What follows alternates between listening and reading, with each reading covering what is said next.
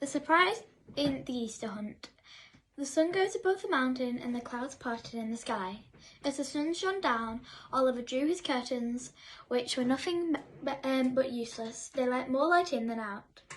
It was Easter Sunday, so continuing the tradition of an Easter egg hunt, the small boy got dressed and picked up his wooden basket. Overwhelmed with excitement, he hurried outside for the hunt to begin. This hunt was life or death to Oliver. Every year he found the most eggs, and this year would be no different, or at least he thought. As the little boy's parents emerged from bed, still in their PJs, Oliver started to plan his route carefully. Looking over the garden, he decided that he would first visit the tree next to the dry stone wall, followed by the patch of grass, then the shed. But suddenly Oliver heard something.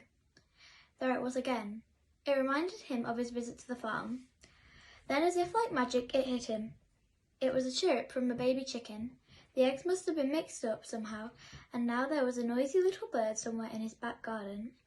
His game plan suddenly changed, from finding chocolate eggs to finding a newborn chick. But he could still collect chocolate eggs on the way though, couldn't he? But unlike every other year, he ditched the eggs and searched the garden like his life depended on it.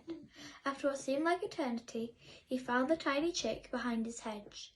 Oliver smiled from ear to ear as he always did after getting what he wanted.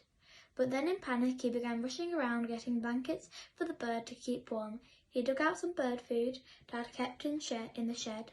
He found a tiny feeding tube small enough to go in the chick's tiny mouth, and he found his old turtle's basking light to keep him warm. After setting the tiny fluffy yellow chick in its new warm house and feeding her very gently through the tiny tube, he sat back wondering what to call her. Betty, that's it.